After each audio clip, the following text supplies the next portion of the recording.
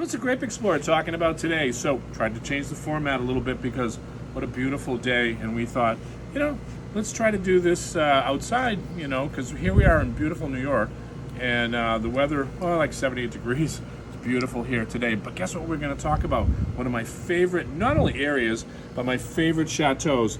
And we always have what we call our Chateau Bordeaux Grand Cru series, where we identify a property, we talk about the history of the property, and we talk about the past, the present, and the future of the property. And it's quite a beautiful property that it is.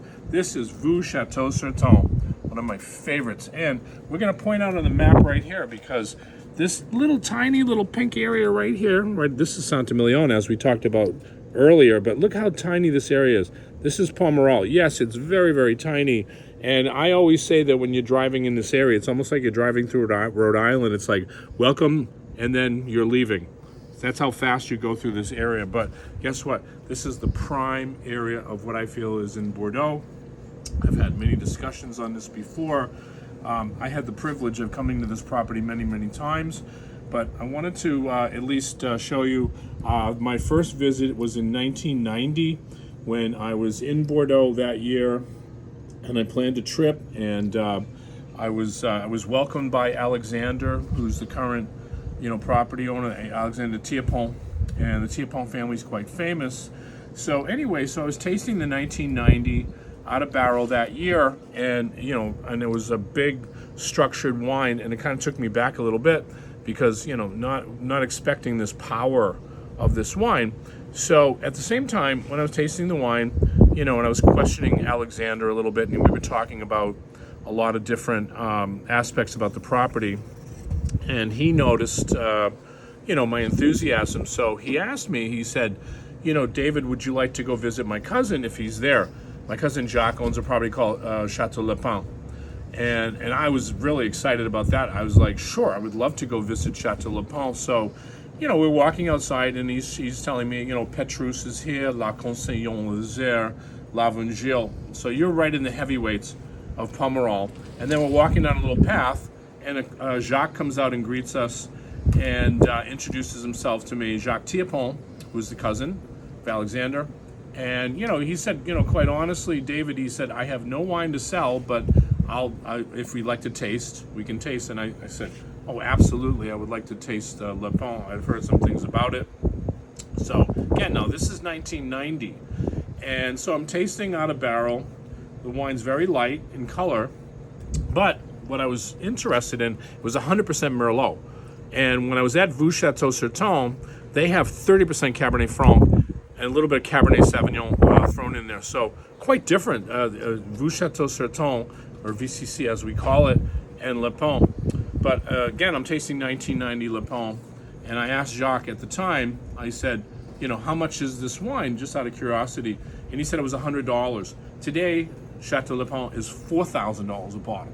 So again, I had the privilege of tasting the wine, really, I wouldn't say in its infancy in 1990, but at the same time, the wine, was interesting, but I was more interested in this property, to tell you the truth. So we went back, and of course, Vieux Chateau Certan is fabulous. You can see this is Ferre's book here. Chateau Le Pin is not in this book for obvious reasons. Chateau Le Pin just came about in like 1979, but this property's got some history behind it. It's one of the oldest properties in Pomerol. The estate goes back to the 1700s. The original chateau was constructed in 1770, so you can see this beautiful chateau there. But the Thienpont family, interestingly enough, didn't own this property until 1924. That's when George Thienpont, who was a negotiant from, they're a Belgian family, by the way. They own Troppolo-Mondo, which was in Saint-Emilion. Troppolo-Mondo is a fabulous property in Saint-Emilion. But George knew his stuff. He said, that's a property that I don't think is going to take my negotiant company to its highest levels. So I'm going to buy this property. So in 1924, George Thienpont, the first Thienpont, bought this property here. And then you can see this property is pink. So one of the things that George wanted to do when he made this property was to make the capsule pink. So a lot of people ask, well, why did George do that? Because today, nobody's actually done that. I mean, George is the first one to actually have a pink thing. But in 1924, pink was the fashionable color in Paris. And if he said, if I'm going to be successful, I have to sell my wine in Paris. So, of course, the pink capsule caught everybody's attention. They thought that that was fabulous. So even today, it's the only property that has this pink capsule on the bottle. So this is La Gravette 2019. So I talk about the past, the present, and the future. Again, going to this property in 1990, 34 years later, I had a chance to go visit the property again last year and taste the 22 vintage, which everybody's calling monumental. So as you're zooming in here, I want to read a little bit of my notes on the 2022. So I met with Guillaume, who is now going to be running the property. He is Alexandre's son. So I met with Guillaume and Alexander. Of course, Alexander remembers the day that I went there in 1990. Deep dark color in the glass, airing. You get liquid minerals. You get a lot of that liquid minerals because it's clay soil. You get that Cabernet Franc that comes up. La Gravette is a special parcel that they had purchased. So this is, a lot of people say, is La Gravette the second wine? Not really. La Gravette is a separate parcel that the property that they bought. So that's why it's called La Gravette. It's completely different, a little gravel kind of soil to it.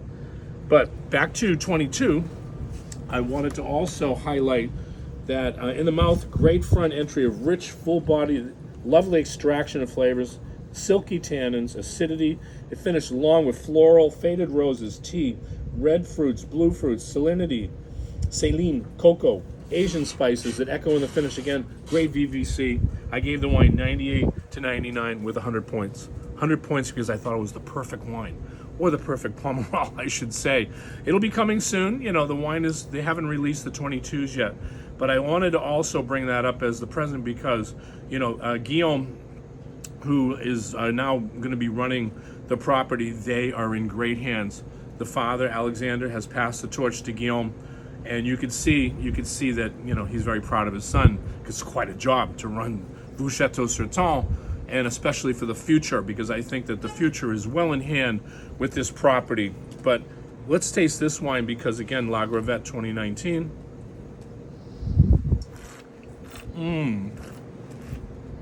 I don't know how they do it, but they do. Silky tannins, but you get mineral, usually Pomerol, very lush. But because of that Cabernet Franc and the Merlot and that Cabernet, you get a little bit of that mineral, that bright acidity that just jumps right up at you too. These are wines, are very long-lived wines. You can come back and taste Vieux Chateau Certan even in the 20s, in the 30s, and it's still fresh. Guess why they're fresh? Because of the soil composition that's there. So beautiful wines. One last sip.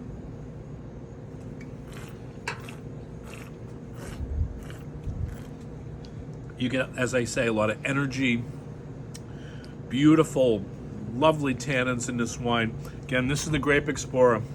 Always talking about Great Bordeaux, but one of my favorites is Vieux Chateau Certan. Cheers.